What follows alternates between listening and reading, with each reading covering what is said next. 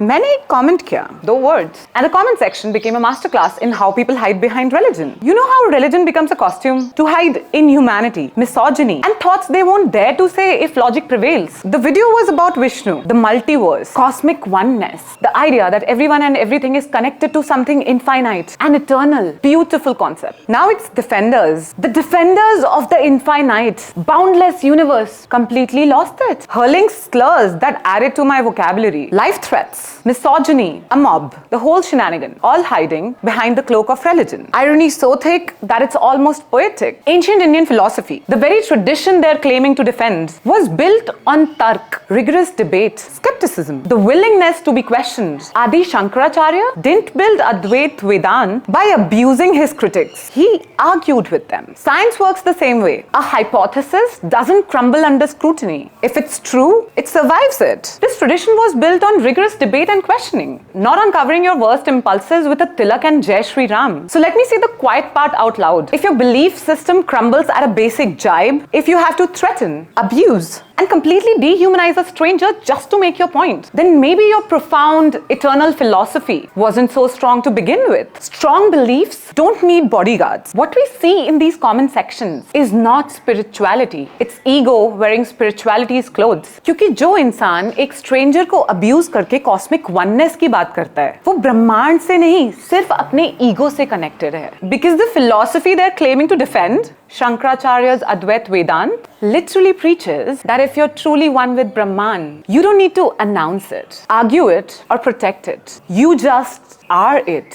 The ego dissolves. The need to abuse a stranger on Instagram obviously dissolves. So by throwing a tantrum in the comments section, they didn't defend Advait. They disproved their own claim to it in real time, publicly. Shankaracharya, the 8th century Hindu philosopher, he was essentially the OG. Let me explain what this means, guy. If these people actually listened, oneness was never meant to be a destination you claim. It's not a cosmic VIP lounge you get access to by posting the right content or defending the right video. The oneness Shankaracharya was pointing at, when you do the work of stripping away ego, fear, prejudice, what remains underneath in every single human being is the exact same fabric of reality. That's Brahman, not a place, not a label. You don't realize it just by talking about it and connecting it to Vishnu. You realize it through practice. You uncover the truth by doing the work to shed the ego. You start by actually becoming a decent person. It's not about preaching mythology. And if you're using it as a label to abuse anyone who disagrees, then it's not a philosophy, it's just a new caste system. अपनी ही philosophy नहीं पता इन लोगों को और चले हैं ब्रह्मांड defend करने। और मेरा तर्क सीधा है,